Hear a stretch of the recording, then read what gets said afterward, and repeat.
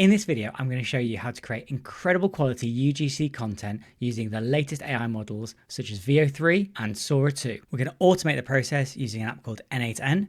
We'll walk through the entire build process so you can follow this step by step. But if you want to do it quicker, you can always click in the link in the description below, and that will take you to our school community where you can access this content for free. First of all, let's just see the whole process in flow. So we found this product here, which is doing about £2,400 per day on TikTok Shop at the moment. And we're going to take this product and we're going to put it into our system. So we'll take the image and we will put it into the photo attachment here.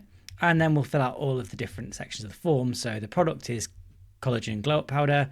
We're going to use Nano and VO 3.1 to start with. What the product do, main dream outcome, target audience age, target audience gender, interests, lifestyle. 1 to 3 main points this product solves. Biggest objections, any proof, how fast does this product work, kind of vibes and tone the video should have, the video location, what is the person doing at the moment, and then finally describe the person's physical appearance and style.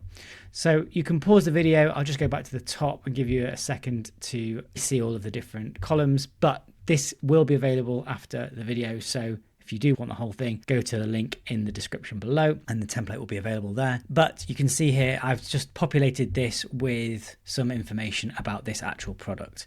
And what we're going to do is we're just going to press submit. Now, in this instance, I have set the submit to not automatically generate the data, but I'll just show you the back end now. So what's now happened, the form has been completed and we've got this record created here. So we've got the product and we've got the photo, we've got the model that we're going to use, and we've got the status set as wait. Now we could change this automatically to ready as soon as someone submits, but for now I've kept it as simple as wait in here so we can capture as many different ideas as we want without necessarily having to start the process. Obviously the finished video URL isn't available yet and the finished video file is not available. The rest of the information has been properly captured except for these last few bits here, which we'll go into once we've done the demonstration. So now we'll go ahead and we'll choose ready. It will then come through to n8n where a webhook will fire. We'll get the details from Airtable. We'll create some prompts that we'll need later. And then it will decide, do we want to go Nano Banana or do we want to come down to Sora? In this case, we're going to go across to Nano Banana because that's what we chose. We're then going to use Anthropic's Claude to create a really high detail prompt here, which we'll then add back into Airtable. And if we look across in Airtable, we can now see that the prompt has been created in this column here. So you can see it's already been created there. The prompt will then pass into Nano Banana and it will create an image. We'll wait until we'll get the image back. Once we get the image back, we'll then upload the image. And now you can see, in fact, here we have already got the image. So let's go and have a look at this image now. And it's been saved. So this has been generated and you can see it's the right product. I think that looks about right. Let's have a look at the original package. Yeah, it looks pretty good to me. I think that's a fairly decent image. Good lady there. Looks pretty realistic. It's pretty much our ICP that we're looking for. So we've now saved that image into our table so we can use that again later if we want to. And we'll then analyze that image. Now this is a really, really cool step, an additional step. What this does is it asks OpenAI, ChatGPT, to scan this image. So scan the image that we were just looking at a moment ago. Scan this image here and tell us what we can see in this image. We then again ask Claude to create us another prompt. This time it's a video prompt. And then we're going to again add that video prompt back to the Airtable. So if we look back in Airtable here, we'll then see video generation prompt. And we can see again, we can click in and we can open it up and expand it. And this is the whole prompt. Then we're going to pass that into VO and we're going to create a video, an advert. VO is then going to create the video and we're going to then wait until the video is ready. Once it's ready, we're going to grab the video, save it into Google Drive, which let's go and have a look to see if it's there now. So indeed here we can see that we've got the new video created, and the way that I've done it is I have used a date, time, and then the number in our record system, the product, the model we're using, and then .mp4. So we've now got a copy of this in our Google Drive. So this part has now worked. We then create a share video node, which allows us to share the video into Airtable. And then finally, we add it back into Airtable, into our database, and we should be able to go back to the start. And if we look now, we should be able to see both the finished video URL. This comes from the AI itself, and then the finished video file, which is now saved into our Airtable, and we can watch it. Look, I've tried everything for these lines, but honestly, after 3 weeks, people started asking if I'd had Botox. It actually works. And there you go, it actually does work. We create the video and the video works. What I've also now done in the background is created a Sora 2 version of the same product. And just to talk through the Sora 2 process, what happens is similar again. So the webhook will trigger, it will get the information from Airtable. We'll then create some prompts and it'll switch. This time the switch will come down to the Sora 2 module. Now, really important to note here, all this stuff here is missing from the flow here. And the reason for that is the way in which Sora 2 has permissions and processes against Veo 3. So we tell the AI model what to create, but we also need an image. And the image is generally the product that we want to promote. Now, the really good thing about Veo is that Veo allows you to create an AI generated person and have them holding your product. And that is the beginning of the video. However, Sora does not allow you to use an image of a real person, even if they're AI generated, with a product. So we just provide an image of the product only, which is why we don't have to create the whole image in the first place. However, because when the AI models have created the video, one of the things that they all do is they put the reference image at the beginning of the video and then the video plays out. If the reference image is essentially the first frame of your video, it's the person holding the product, which it is for Veo 3, that's fine. It doesn't matter. It's just the beginning of the video. If the reference image, however, is just the product itself, then you might not want that at the beginning of your video. And what I've created in these modules here is an ability to get the file and save it to the disk. We then trim the video using something called FFmpeg, and I'll explain more of that in the video. And then we save that trimmed file, and then we take it over to Drive and continue with the flow as we were already. This then means we've got a video which is clean and ready to go, whether it's to send it to TikTok or Instagram or wherever you need to send it. Maybe it's to the editors, but whatever it is, it means there's just one less step to have to worry about because you don't have that reference image at the beginning of your video. Let's go and have a look now and see if it's ready. Here it is. We can see again, we've got the original URL here, and then we've got the file uploaded here. And this is actually from our Google Drive. I was done trying powders that do nothing. 3 weeks in and my skin's literally glowing, my nails aren't snapping off, and my mum asked if I'd had Botox. It actually works. Okay, so that's interesting. So this was Sora. I don't know what you thought, whether you thought that was better or worse than Veo 3. I did notice that the product was missing from that image. Obviously, she was putting the product into her coffee. I think it's a bit subtle, and I think that may or may not work depending on what your expertise are. So I'll probably go back and tweak that prompt again. But you can see they're very realistic, very lifelike, and we created them in seconds. So I just had a look and it took 3 minutes and 19 seconds for the whole flow to run. So that wasn't just creating the video, that was also converting the video and trimming it down and saving it to Google Drive and then bringing it back in here. And so we can see here that this one consumed 30 credits and 30 credits. So this is the one we've just done. And as you can see here, the credits consumed were 30 credits is about 15 cents on the most expensive plan in this app. And you can also see earlier on, and you can see here that using Veo 3, the credits consumed were 60. So you're looking at about 30 pence for that. So in total, 64 credits for the Veo 3 flow. So you're looking at just over 30 cents for that. So arguably, you might want to stick with Sora if you want to go quicker. I think the results for me, I think are better when I've been using Veo. However, that's up to you. Before we go any further, let's just jump in and look at the flow in detail now so you can make sure that you really understand what's going on. First of all, we have the traditional webhook capture. Now, this is very simple. All that happens here is that we have a URL, both test and production, and we'll go through how to create this if you haven't done it before in a moment. But that's all it is. It's essentially just a listening. Next, we've got the Airtable get record. And this is very simple again. All we're looking for is to get a record in the get operation and from the list, and we have to then choose the correct Airtable base. And then within Airtable base, we want the correct sheet. So if we go back to our original Airtable, we can see here it's called UGC ads demo, and we can see that the sheet is just called sheet 1. We don't have any extra sheets, they would be there. So very simple, and this is all we have to add. The record ID is the only part that's slightly complicated, and that is what we do back in Airtable, and I'll explain how to bring that up later. The next module is the edit fields module, and I've added this in as it's best practice for coding to ensure that as much as possible we reuse the same variables rather than creating them again, because if we need to edit them later, it means we only edit them in one place, which will be here, rather than having to edit them in two places, which would be here. What have we got in the edit fields? We've got two prompts. We've got the user prompt for creating an image, and we've got the user prompt for creating a video. Let's have a look at the prompts now, because the prompts is really what makes the difference between a successful run of this process and a failure, really. And what do I mean by that? Well, AI is only as good as the questions that you ask it. So let's have a look at the user prompt. In here, we're giving it the product, and then we're passing through the variable of the product. So each time that is going to change depending on which product we're asking for and what the user has provided the Airtable. So it could be creating gummies, it could be a sports drink, it could be a dress, it could be whatever. That product will change each time and is dynamic. We've then got create a hyper-realistic selfie photograph with the following details.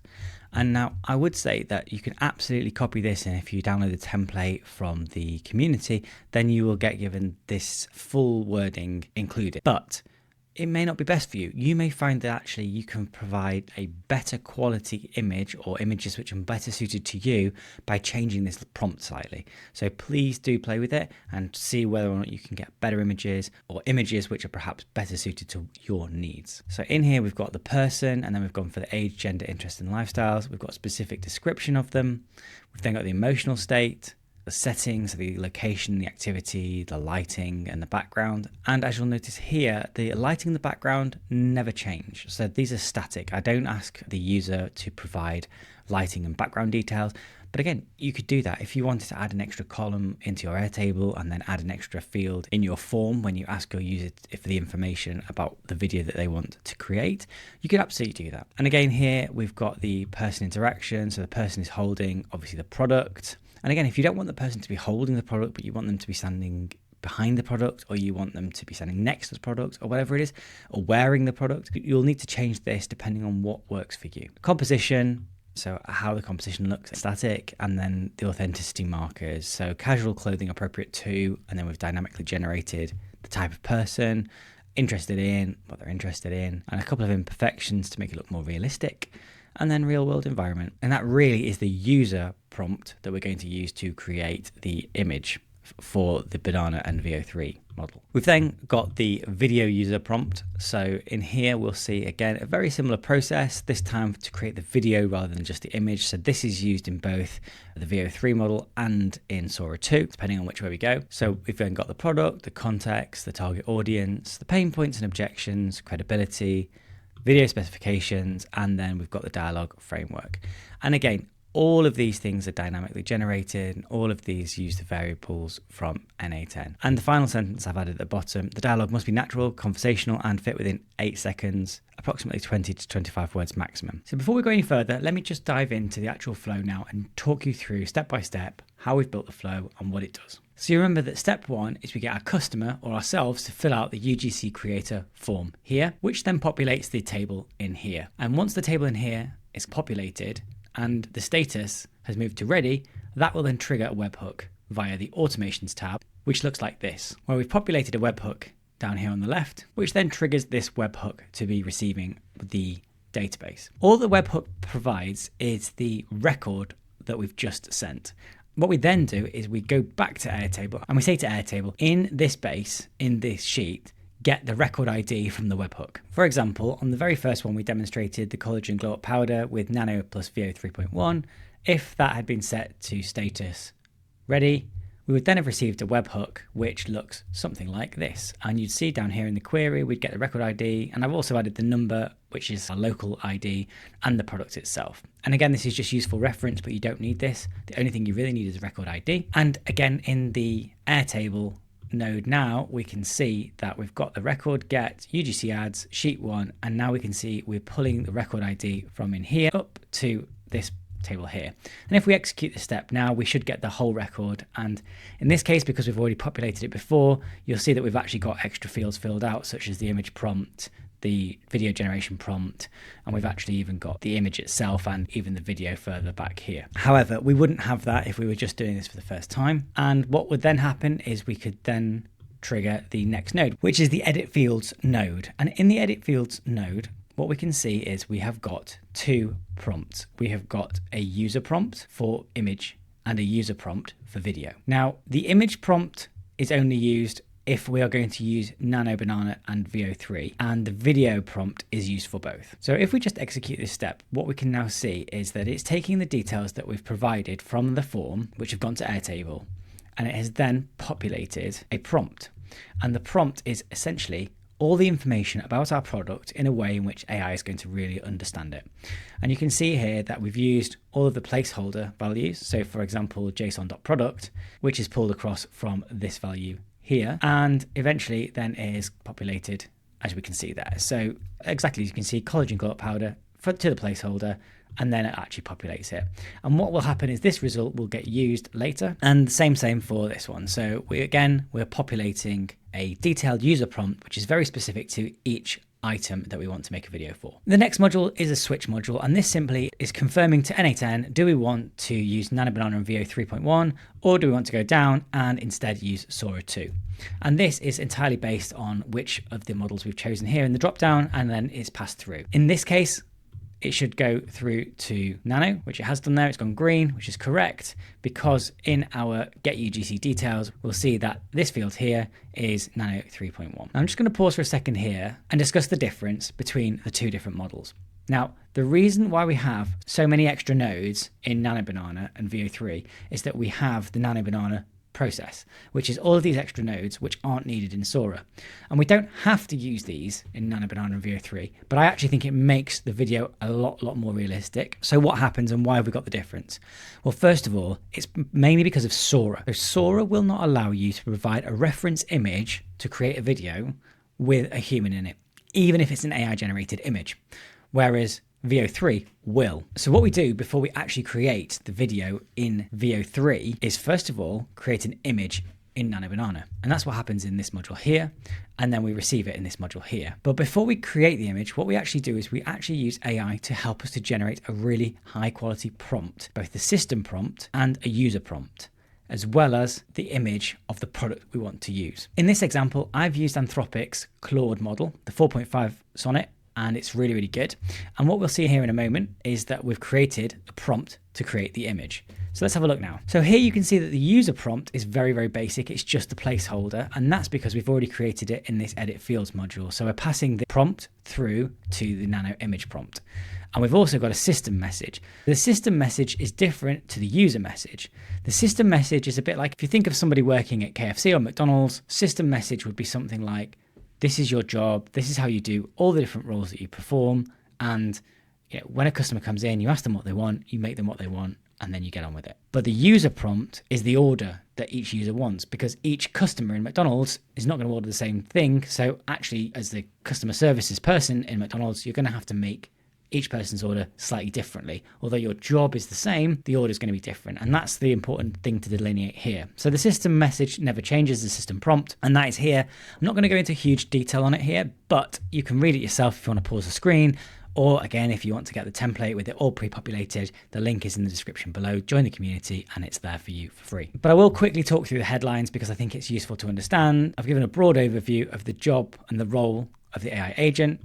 I've told it what it's going to get, and importantly, it's going to get the product name and the image settings. I then wanted to generate a single detailed paragraph. So I wanted to generate a prompt. So this is a prompt for the image generator. This is not the image itself, right? It's important to delineate that to the AI.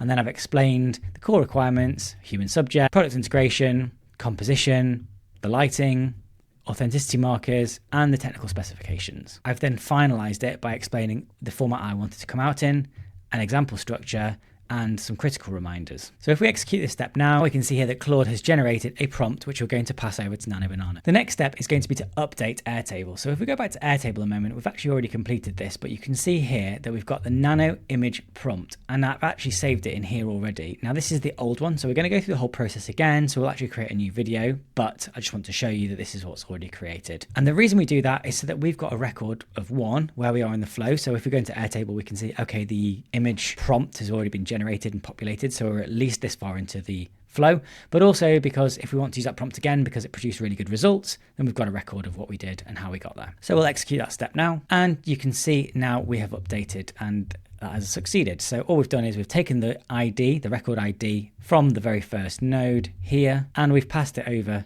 to this node, and then we've said take the output from Claude, and again we're going to update it. So now what we should see is down in the image prompt, this information here, has now been put into the image prompt, which has been successful. So now we're finally ready to actually get Nano, or AI in general, to create us an image. So that is the next step here. And if we have a look in this node here, you can see we've got the Nano banana. We've got all the information which has been passed through both from the Airtable upload, but also we've got the original image prompt here. And so now what we're going to do is we're going to create a HTTP request, so an API call, and it's going to simply be post. And we've got the API details here.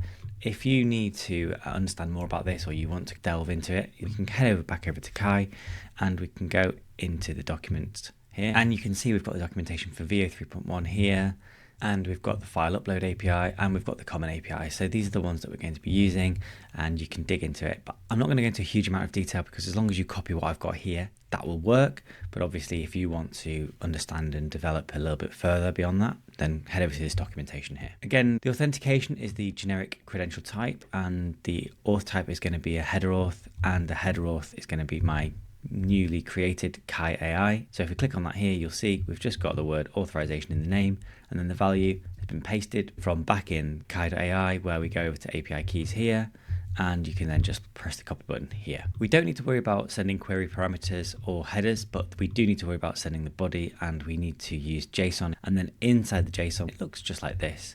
So essentially we've got a few fields. We've got the model, the input, the prompt, the image URLs, the output format, and the image size. And the only two things that are variables are the prompt that we've just generated, which we can take from either here in the Airtable upload record, or if we scroll on a little bit further, you can then see the original Nano prompt here, and you can take it from here. And as you can see here, Nano image prompt, I've actually taken it from this one here. So taking it from the original, and then the image URL, we're going to need to take it from the get UGC details, which is back down here. And what we're then going to do is we're going to take that, and we're going to find the photo file, so the original photo now, which we can see just here in photo file. We want the URL, which is why we've got the .url in the end. So again, as long as you copy this and paste it in the same way, then you'll have no problems. And again, if you want to look at the result and just check it over, you can see that we've got the full prompt there and the full URL from Airtable, which is exactly what we expect. So let's go ahead and execute this step now and just check that works. So now we've executed that step, and we can now see we've got a code 200, which means success. And we've got the message that says success, and then the task ID, and then the record ID. So this is all populated by the API itself. And if we go on to the next node, we can see it's a wait node, and all we're waiting for is amount 5 and units seconds. So 5 seconds wait. And this isn't necessary at this stage really, although it gives it a chance to actually populate. So now we've had the 5 seconds wait. Now the next thing is to see if the image is ready from generation. So we've asked it to create it here. It said it's successful. It doesn't mean the image generation was successful at this point. It just means that the ask was successful. So it's understood what we want to do. Then we've waited a few seconds, and now we're going to have a look and see if it's ready. So again, another HTTP request. It's a GET request, and now we're going to get a job. And that's what's really important here. As you can see, we've got jobs, record info, and we're going to use the same credentials, 1, 2, 3. And this time we are going to send query parameters, and we're going to use the fields below, task ID, and the task ID we're going to paste is the one from the previous call here. So now let's execute this. Again, we've got code 200 and message success. That means the call was a success, but not necessarily that the job was a success. However, if we look down here, we can see data, task ID, model, and the states actually fail. And I've done this on purpose just to illustrate the example and explain that you can have success up here and think, oh yeah, everything's good, but actually where you need to look is down here in the state, and it's actually failed. And we now get an information about why it's failed. So it's given us a code 422, and it says file is unavailable, please replace it. So it's cost me 5 credits even still. So it's really important that you spot these errors early. If you don't, then you're going to end up paying quite a lot of money for these errors. And then again, complete time and create time. Now I'll just move on to the next switch, which is an if switch. So we've got true or false, and we've got the condition of if the JSON data state, which is this one here. So if this one is equal to success, then we will go true into Airtable. And if not, we'll go false into await. So what will happen is if the image is still taking its time to generate, we will go around into a loop. As you can see here, we'll go around in this loop, back up into the wait, and we'll then wait for another 5 seconds, and then we'll check again to see if the image is ready. So assuming that you either have a not quite ready or a complete, you'll then have the Airtable. So let's just demonstrate how this won't work right now. So we'll execute this step. What you'll find is the node has executed. So if we come out, we can see Yep, it's gone green to false, which is correct. So we go back into wait, and then the loop, we should execute this again. And in theory, obviously if it was a wait, then the next time you do it, you'll get and see a success. So that is 5 seconds of waiting success. And the next loop we want to check now is whether the image has finished. Now we already know the image has failed, so it will loop around now and stay and fail. Next time I'm not going to allow it to fail, so we will get a success. So this time we can now see, I've just run it again, but this time with the correct image, and now you can see it's code to 100, message success. And now we waited 5 seconds, so we'll move on again. We can see that we've got code 200 success. It's just copied the information over from over here, straight across to here. And now we're on to get nano image. So again, we'll run this step. And this time we can see code 200 message success. And this is what's the important one, is the state success. So now we can move on. And this time the condition of if the state is success will be true, and indeed it is, and we can see it up here, the true branch has one item and the false branch has none, which means we're going to move on to the flow this direction, which now means we're not going to loop back round, but rather we're going to come straight down, and again we're going to upload this image back into Airtable. And so what this has done, again, just for reference, we've used the ID, the original ID of the record from the webhook triggering it in the first place, and then now we're going to upload the nano image. Now this is a little bit complicated because the way in which Airtable upload attachments works is it has to use a JSON object, and you can actually add previous objects so you ensure that they stay there. For now, I've just kept it simple. So if there was an image in there before, it will get overwritten by the new one.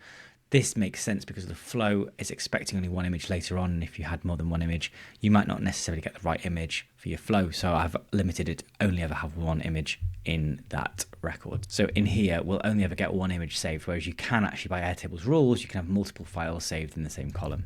So now here's the new image in Airtable. And again, within the actual JSON, what I've done is I've explained I want you to take the URL, which we've just received back from the API call, which is in here, and I've parsed it. So we're only taking the URL itself, because what we don't want is the full response, which has got the kind of the result URLs part as well. We just want the actual inner URL. And then I've also then called the file name. And again, I've given it that format that I like. So the year, month, day, hour, minute. And then I've said I want the no from the Airtable record. So this is this no value here. So our unique reference number. And then I've said I want the product itself. So if it's a fizzy drink or whatever. And then finally, which model. And we've got a successful output there. So we can now see that that image has been uploaded. And indeed, we've just seen it in Airtable itself. So that all worked. And then the next step is then to analyze the image. So we'll come across again. This time we've got OpenAI. Resource is going to be image. We're going to analyze the image, and we're going to choose 4.0 latest. Fairly simple prompt here. We just want to describe what is in the image, describe the environment and the human who is the focus of the image, as well as what the human is holding. The input type is going to be a URL, and the URL is going to come straight from the previous if switch. So we want to gather the item here from within the is image generated section, and what we're going to do is we're just going to get the result URL again, which is just this little bit in here. And we're going to extract it and put it down in here. And we can see that ChatGPT 4.0 has created us a full description of what is in the image. So the image features a woman standing indoors in what appears to be a kitchen or a neatly arranged corner of the home, and it goes on. And that's fine. So now the next part of the flow is actually to generate the prompt that we're going to pass to Veo itself. So now we're going to go into this prompt, and this is really important because this is fairly complicated in terms of the level of detail we're going into to try to ensure that we get a really high quality video, which is actually useful and we can actually use to sell products. So if we go into the system message, I won't read all of this now, but I'll leave it on the screen. You can either copy it down or, as I say, use the link in the description below and grab the free template, which has already got all of this inside. And broadly speaking, we're going over the standard stuff that you would think that anybody who's creating a video would want to know. So what it's going to receive, the output we're expecting it to have, the core requirements, including the video format, the subject and continuity, the camera work, the environment and lighting, dialogue and delivery, content strategy, authenticity markers, what not to include, and the output format and an example structure. And then I've got some critical reminders there, including the fact that it's an 8-second constraint. And then I'm saying now generate the video prompt. So it's important here to remember that we are creating a prompt, not the actual video itself. And again, we're using Claude for this, so let's go ahead and execute. And just to note in here, in the user prompt, we have the analysis of the image in the visual continuity. And we also have the prompt that we generated at the very beginning as our user prompt. So this is the result from OpenAI's analysis of the image. And at the top here, we've also got the prompt that we've created from all of the user requirements, which were at the very, very beginning of the video when we created the form. And that comes from this edit fields item here. So this is where we had the unique video user prompt. So it's all of this inside here. It's also getting passed through. So you can see it's a comprehensive user prompt, comprehensive system prompt, plus the information we're passing from the OpenAI's image analysis. So now we've run Claude and we can see that Claude has now given us a prompt, and this is the full prompt here: an 8-second vertical selfie video of a woman in her mid-40s with light skin and shoulder length brown hair, and it goes on and explains it. And again, much more detailed and much more useful than perhaps we might do if we were just to do it ourselves. And don't forget, this is all going to happen in a matter of seconds. It probably takes about 3 minutes to run the whole process. Next thing, we're going to save our work. So we're going to save it into Airtable. Again, very similar to the last process. The only thing we're changing here is that we're using the video generation prompt field and we're using the output from the latest node. So let's execute that now. So we save our work, and indeed that is now saved. And we can see at the very bottom here, video generation prompt, and it should match. And it does indeed. And again, now we're back to the real magic. So we're going to request the creation of the video now. So if we go in here, we can see, again, it's a very similar API to the video. This time the URL is slightly different. We want vo/generate at the end. And we want, again, the credential types as generic, header auth, and the same Kai AI that we've already created and used. No query parameters, no send headers, and just a send body, which again is using JSON, and the JSON itself looks like this. Again, we've got the prompt, the image URL, the model, the aspect ratio, and we want enable translation to be true. Here, the prompt is going to be taken straight from the VO video prompt what we just created using Claude, and it's the output. I've also added in here is some replaces. Now this, you don't really need to worry about why this works or how it works as such, but this is regex, and it basically is allowing us to remove anything which could trip up the API call. So any unusual characters, hash or pound symbols. So what we don't want to do is have the API call fail, because when we created the prompt, it's like used some kind of weird characters. So we've just stripped it of all of that, just got plain text, which to be fair, it looks like it's pretty much plain text here anyway, but we just want to be sure. And then the image URL is the URL that we've got from when we originally got the nano banana image. And again, we've just stripped it just down to the URL itself. And you can see here, this is what it will look like when it sends it. So this is ready to send now. And that's it. So we're going to press execute that, and we should get back. Again, we've got a success message. Remember, success does not mean that the video creation was a success, but rather that the request to create a video was successful. And we now have a task ID. So the next node we're going to move on to is the wait node. And again, same process really. What we're trying to do here is say we want to wait a few seconds to ensure that it's given the video generation a few seconds to actually think through and process that. So let's wait a few seconds now. Okay, so the wait has been successful, and we've still got the same output that we had from before, which is how it works when you have a wait. It just passes the information straight along. And now the next node is going to be to actually see if it's ready. So we're going to use get. This time it's the VO record info. And again, all the same, except for this time we want the query parameter as task ID, and the value is going to come from the previous node into here. So execute that step. And actually, because I've been talking so much, this has already generated the video, which is incredible. VO 3.1 is incredibly rapid. And what you can see here is we actually do have this response. So if I'd been a bit quicker to demonstrate, we wouldn't have a success flag as well. But actually we already have that. So it means we've already succeeded in literally just over 10 seconds. So now we've got the VO video, we're going to move on to check, have we got the response data? Well, we know we have, because I've already told you. So if we execute that step, we should get the true branch as 1, which we do, and the false branch as 0, which means we don't then need to loop around this way, which is very handy, and we can then go straight on and move across into getting the video from the URL. First of all, we have requested the video, then we've checked if the video is ready, and now we're going to get the video. So again, this is a very simple get, and we're going to get the URL. No authentication, we don't need anything else, and now you can see here we've got raw data. Now the reason we're going to get this video is we want to save it into our drive for later, and then we want to share the video and then upload it back into Airtable. Next node is then to go into G Drive, and we're going to save the file. So it's a Google Drive account. If you haven't already connected your account, you will need to do that in this step. So you can choose the pencil button here. You're going to need to fill out your redirect, and this is a little bit complicated. So if you've never done this before, you might want to go and check on how to do this, or ask Google or ChatGPT, but it's not too difficult. Connect your Google Drive account, resources a file, upload, input data name. It just needs to be data, because you're literally pulling this data here with this file name here, and you're going to send it across into here. And the file name, again, by now you've kind of figured out that I quite like my complicated file names. So I've got date, number, name of the product, and then name of the AI model we're using. Parent drive is my drive, and then parent folder, whichever one you want. I've just made up one here called TikTok Shop.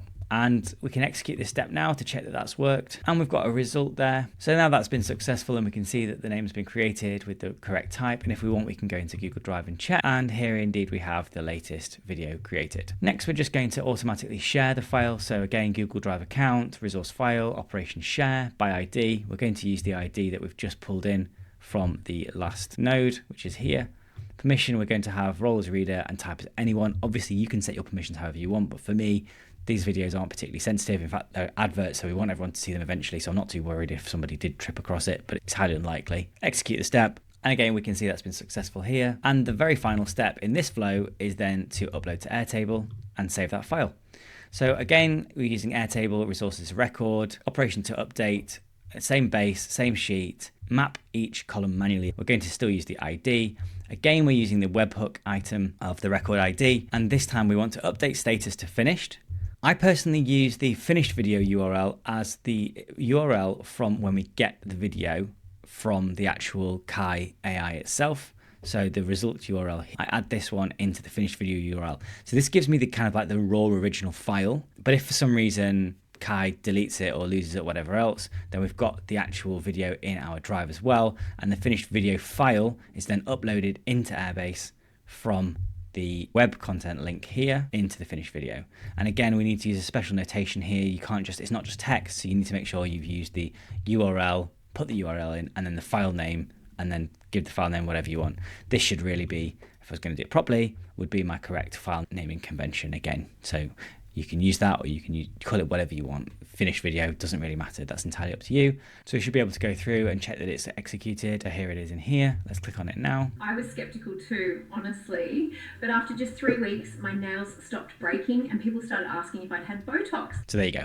And that video is now fully complete, and that is the flow done. And we can obviously trigger that video landing in that column there to trigger more automation. So we could, for example, ask it right now, once this happens, move on, send it to the editor, give a notification that it's finished, or even if you're happy with the finished content and it's good enough for you, you could even put it straight onto the internet and test it out and do some A/B testing on the quality and see whether or not you get some sales. So that's the complete flow for if we are using Nano plus VO 3.1 as the flow. If instead we're going to use Sora 2, then we need to test that flow. So the first 4 nodes, which I won't go over, are exactly the same, but obviously the switch will then change. And instead of going across to the Nano image generator, we go straight down to the Sora video.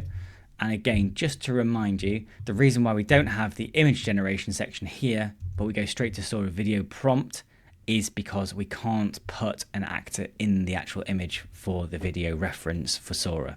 So instead, we're going to create a prompt without an image, and the image we send to Sora is the original product image only. So let's go on and have a look at that now. So now we'll run the test again. This time I've just copied the same record down into the Sora 2 and I've chosen wait. So now we need to choose ready, and that should now trigger our flow yet again. What we'll see is the flow will process through the first 4, and then this time the switch will trigger it down to the Sora 2.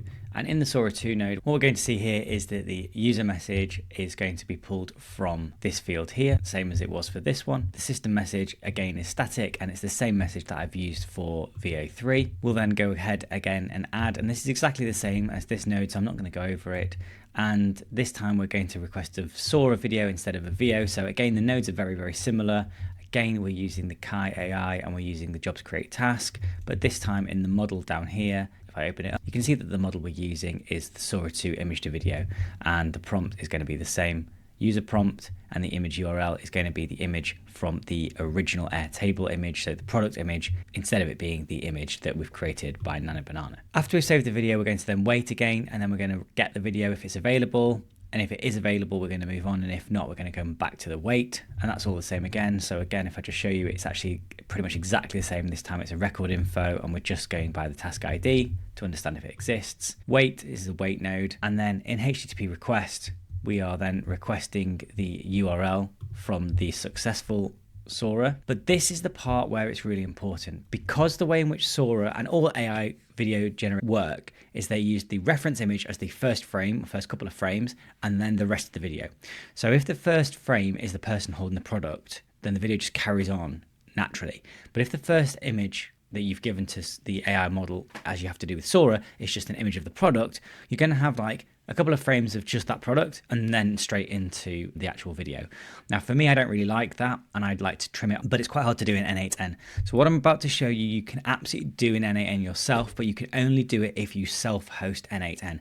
If you're interested in how to self-host n8n, then join the community in the link below. There's an explanation in there. It goes into full detail. I am going to probably do a full YouTube video on it, but I haven't had the chance yet. So if you are interested in that, then drop a like on this video and maybe comment and let me know that that's something that you're looking at for. Because in particular, it's not just about self-hosting, but you have to do some specific options within your self-hosting to ensure that you have the right tools. But again, I'll just show you what I've done, and if you want to do it, then you can definitely do it yourself. So what happens here is we get the actual original video, and then we're going to save that video to disk.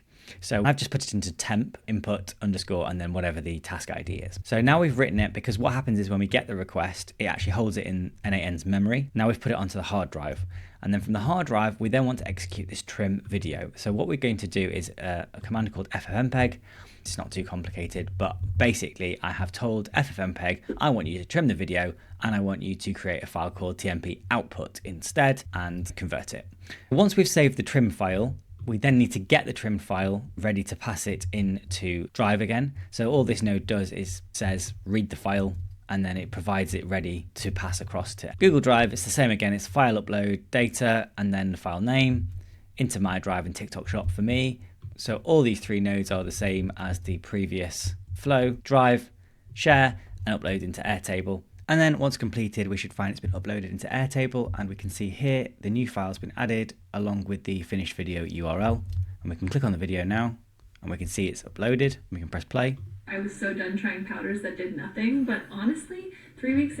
And there we go. So now we've got a full video. Now I want to quickly show you how we create the actual triggers and automations in Airtable itself. So first of all, we need to come over to the automation section here, and you'll see that I've already created a trigger UGC generation. I've also created a trigger UGC rerun. So what this allows us to do is says that on this field here, instead of it being on wait like it is for the trigger, the initial one, if it's on a rerun, then it will allow us to run the nano plus VO3 flow again, but instead of going all the way through the image generation and prompt generation process, it jumps straight to the video and uses the pre-populated information if we've already got it here. So if, for example, we've already got these 3 cells filled in, what it allows us to do is jump straight to just creating a new video. So if we're happy with the prompt and if we're happy with the reference image, rather than going through that whole process all over again and creating a different image and a different prompt, we can actually continue and use the same reference image. And the third flow is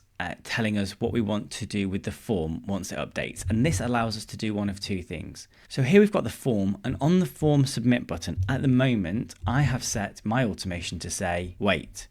Now, the reason I've chosen that is because what I want to use my form for is to capture all of the requirements that I want or other people want to create, and then I will choose when I want to initiate the flows.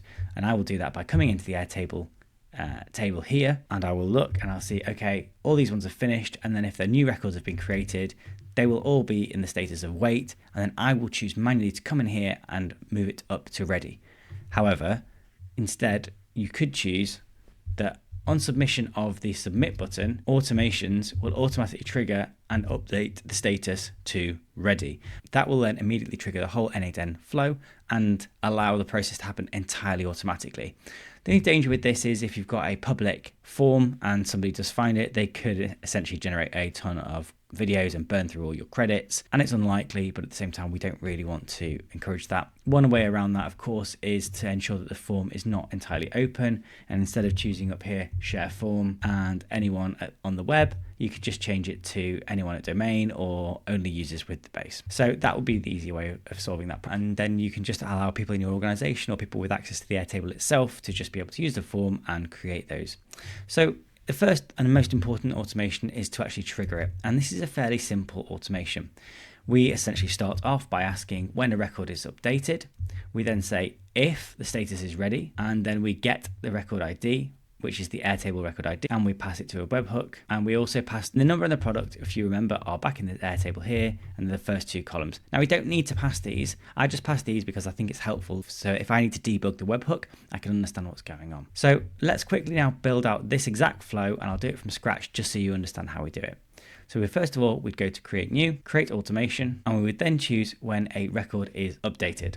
So we click on record updated. Then we want to come over here, and next is the table configuration. We need to select the table, and we'll select sheet 1. And the view, we're going to choose the grid view, which is the original one. And we're going to choose select fields, and we're going to choose the status field here. Turn that on. So that is saying that when the status field changes, and we can, for example, choose a record to test on, and we'll use the last one here. We can then add advanced logic, and we want to choose the conditional logic here. And we then want to choose that when a record is updated, so it's this one here, we then want to scroll down and we want to choose status again. We want to say now if the status is ready. So obviously the status could change. It could, for example, change to finish, or when it first drops into the form, it could start change to wait. We don't want to run this process at that point. We only want to run it if the status is ready, whether that's because it's automatically been changed or whether we've manually changed it. So there's two steps to this. First step here is we need to watching the status. So we know the status has changed. And the second one is if that change is set to ready. And we can leave the label as if status is ready, that's fine. And we can choose test conditions, and there you go. So the input would be status, finished, output would be if the status is ready. And that's fine.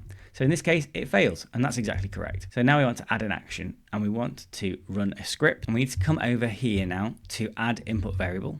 And we want to then choose record ID. Now note the way I write this, I write the second word with the capital first letter, so ID, the I has a capital I.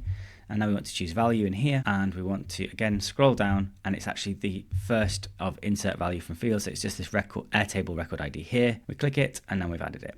And that's actually all we need for now, so I'm just going to show you this main basic part. And then we want to say let params equal input.config with 2 brackets. And what that's saying here is now we've set the parameters to be this set of inputs here. So inputs, we then want a semicolon. So now we've set the parameters of that. Then the second thing we want to add is the webhook itself. We'll get this back from n8n. So here in the webhook node here, we double click. Remember, this is the test URL because it has the word test in it, and we're selected test here and it's ready to listen. If we want the production URL, we need to click onto production, and then it will be the same URL. It's the same code at the back end, except that instead of it having the word test and the hyphen after webhook, it goes straight to it. So you can always change it yourself, but either way, let's just use the test one for now. We just need to click on it and it's copied it back in here, and we can just paste that value straight into here. So now I'm going to define let URL equal params dot. And then you can see here now we've actually got the 2 options, both record ID and webhook. I'll choose web. So if I just fired that off now, then what would happen is we would just have defined that URL is equal to just this. But actually we need a longer URL because we need to also add the Airtable record ID as a variable to send back in the webhook payload. So then we're going to add plus and then quote and then question mark record capital ID equals quote. So this part will be basically added on in plain text onto the end of the webhook. And then space plus space again. And then the next one we want is another params dot, and then this time it's the record ID. And then we're going to have another semicolon.